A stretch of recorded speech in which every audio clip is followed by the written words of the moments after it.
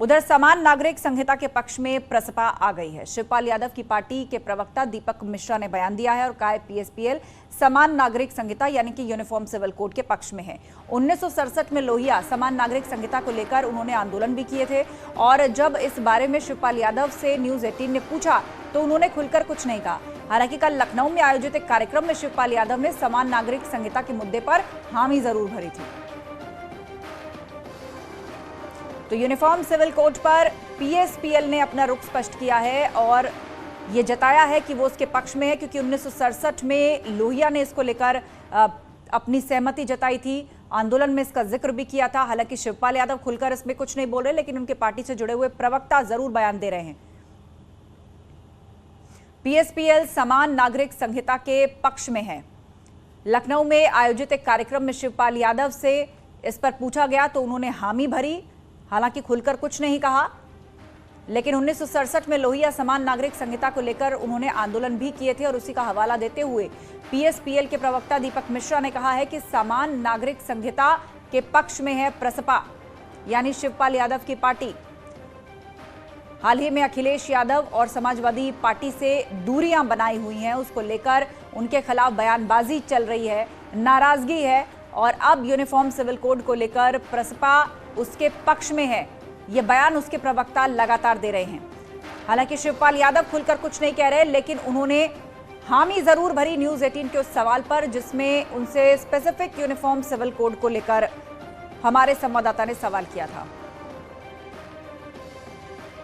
और दीपक मिश्रा हमारे साथ खुद प्रसपा के प्रवक्ता फोन लाइन पर जुड़ गए हैं। दीपक जी बताइए, हालांकि न्यूज 18 ने सीधा सवाल शिवपाल यादव से भी किया था, वो खुलकर कुछ नहीं बोले, उन्होंने हामी भरी, लेकिन क्या स्टैंड है आपका? और सबसे अहम सवाल ये कि अब अचानक यूनिफॉर्म सिविल कोड की बात आपको क्यों याद आई और आप कह रहे हैं कि हम इसके पक्ष में हैं? आज से पहले तो ना कभी चुनावी मौकों पर ना कभी किसी चर्चा के दौरान आपके मुंह से यूनिफॉर्म सिविल कोड का जिक्र सुना गया।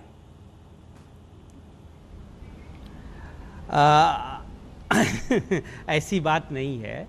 1967 में डॉक्टर राम मनोहर लोहिया ने समान नागरिक संहिता की बात को उठाया था और कहा था कि एक ऐसी समान नागरिक संहिता सहमति के साथ व्यापक चर्चा के साथ लागू हो जिसमें सबकी भावनाओं का सम्मान हो। और ये तो हमारे सेकुलर और सोशलिस्ट मिजाज के अनुरूप है। संविधान सभा में जिसमें एक से एक बड़े समाजवादी थे, एक से एक बड़े मुस्लिम नेता थे, एक से एक बड़े हिंदू नेता थे, उस संविधान सभा ने 23 नवंबर 1948 को अंगीकृत किया है राज्य के नीति निर्देशक तत्व के रूप में। आप अनुच्छेद 44 पढ़ सकते हैं जिसमें राज्य को स्पष्ट निर्देश दिया गया है कि आप समान नागरिक संहिता को लागू करें। दीपक जी, ये बातें जो आपने रखी हैं, ये जो बातें आपने रखी है, मेरा सवाल ये था कि आज से पहले किसी मंच पर क्यों नहीं आपके मुंह से सुनाई दी? आज तक तो आप समाजवाद की बात कर रहे थे, आज तक आप समाज में शांति की बात कर रहे थे, बांटने वाली राजनीति पर चर्चा कर रहे थे। अब अचानक यूनिफॉर्म सिविल कोड पर आपकी हामी, तो रुख किसी तरफ जाता दिख रहा है क्या? नहीं, अभी संवैधानिक संसदीय अध्ययन संस्थान की बैठक तिलक हाल में हुई थी, जिसमें सभापति महोदय खुद मौजूद थे, जो विधान परिषद के हैं कुंवर मानवेंद्र सिंह, उनकी मौजूदगी में हम लोगों ने ये बात उठाई थी कि समान नागरिक संहिता होनी चाहिए, देश में समत्व के अनुरूप विकास होना चाहिए। देश में आर्थिक विषमता, सामाजिक विषमता चरम पर है। आप खुद देखिए कि उत्तर प्रदेश और दिल्ली में सिर्फ एक सड़क का अंतर है और प्रति व्यक्ति आय में 5 गुना अंतर है। दिल्ली की प्रति व्यक्ति आय 5 लाख से ज़्यादा है और उत्तर प्रदेश की प्रति व्यक्ति आय 65-66 हज़ार के करीब है।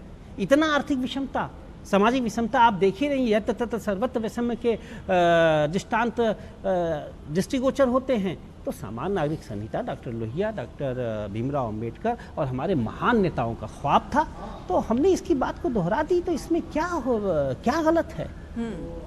इससे पहले जब आप सपा के साथ मिलकर चुनाव लड़े थे, चुनावी मौसम था, भाजपा की तरफ से यूनिफॉर्म सिविल कोड की बात हमेशा से की जाती रही है, तो क्या आपने समाजवादी पार्टी को भी अपनी ये बातें, अपने ये विचार उनके साथ साझा किए थे कि आप यूनिफॉर्म सिविल कोड के पक्ष में हैं? अब देखिए, समाजवादी पार्टी डॉक्टर राम मनोहर लोहिया के विचारों को अंगीकृत करती है। लोहिया को जो भी पढ़ा होगा उसे ये ठीक से पता होगा। पाल आर ब्रास को जो उन्होंने अगस्त में इंटरव्यू दिया था पॉल ब्रास कैलिफोर्निया यूनिवर्सिटी के प्रोफेसर, उसमें उन्होंने पूछा ब्रास ने कि आप समान नागरिक संहिता के पक्ष में हैं? उन्होंने कहा हाँ मैं पक्ष में हूँ, लेकिन सहमति के साथ मसौदा बने और जबरिया कोई कानून न लागू हो। ये लोहिया का वक्तव्य है और डॉक्टर लोहिया ने यह बात तो खुलेआम कही और हम सभी लोग डॉक्टर लोहिया को मानने वाले लोग हैं, तो इस बात से इनकार कैसे कर सकते हैं? और करना भी नहीं चाहिए जब राज्य के नीति निर्देशक तत्व के रूप में समान नागरिक संहिता हो गई है। और मोदी जी को तो बहुत पहले इस बात को लागू कर देना चाहिए। उत्तराखंड में इसको लागू करने की तैयारी चल रही है। चुनाव के बाद, चुनाव से पहले उत्तराखंड में इस बात को अपने मैनिफेस्टो में रखा भी गया था, खुले तौर पे इसका ऐलान भी हुआ था, वहां लागू करने की तैयारी चल रही है। और मांग ये भी उठ रही है कि यूपी समेत क्या मतलब पूरे देश में यूनिफॉर्म सिविल कोड होना चाहिए। अलग अलग एक्टिविस्ट शुरू से इसकी आवाज उठा रहे हैं। कई पार्टियां खुले तौर पर समर्थन करती हैं तो कई मौन रह जाती हैं। तो क्या माना जाए, अब 2024 के लिहाज से प्रसपा अपने विचारों को और स्पष्टता के साथ रखना चाह रही है, अपना रुझान और स्पष्ट कर देना चाह रही है कि उसका तालमेल दरअसल किस तरफ बनता हुआ जा रहा दिख रहा है? देखिए, इसका प्रसपा, भाजपा, कांग्रेस या सपा, इस दलीय राजनीति से परे इसका एक सैद्धांतिक महत्व है। और अगर उत्तराखंड की सरकार समान नागरिक संहिता पे बात कर रही है तो हम लोग चाहेंगे कि एक समावेशी और सर्वस्पर्शी संहिता बने। वह न हिंदू कोड हो, न मुस्लिम कोड हो, न सिख कोड हो, न ईसाई कोड हो, वह देश के समत्व और एकत्व को संवर्धित करने वाला, परिष्कृत करने वाला कोड हो और संविधान के निर्माताओं और राष्ट्र नायकों के मंशा के अनुरूप हो। जी जी जी।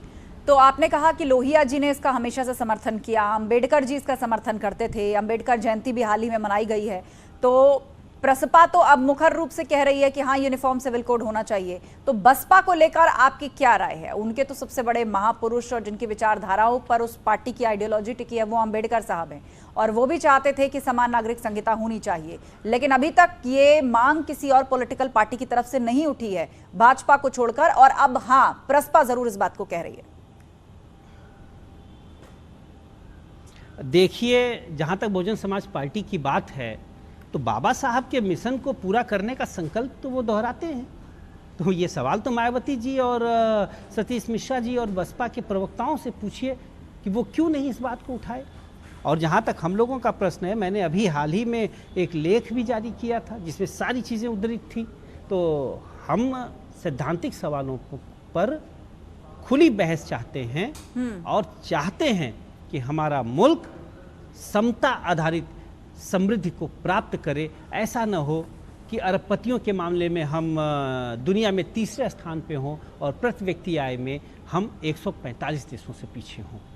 और ऐसा भी न हो कि हमारे देश में गरीब आदमी, कमज़ोर आदमी अपने आप को अस्पृश्य जैसा पाए और कोई भी बड़ा आदमी अपने आप को सिर्फ इसलिए बड़ा मान ले कि वह किसी बड़े कुल में पैदा हुआ है। नागरिकता समान होनी चाहिए, कर्तव्य बोध के साथ होनी चाहिए, समत्व के साथ होनी चाहिए, सर्वस्पर्शी होनी चाहिए। यानी कुल मिलाकर अब आप यूनिफॉर्म सिविल कोड यानी समान नागरिक संहिता जैसे मुद्दों पर खुली बहस चाहते हैं, एक खुला मंच चाहते हैं कि इस पर अब बात होनी चाहिए, और आपने अपना समर्थन तो दे दिया है कि यूनिफॉर्म सिविल कोड जरूर होना चाहिए। बहुत शुक्रिया दीपक मिश्रा जी हमसे जुड़ने के लिए और प्रसपा के विचार साझा करने के लिए।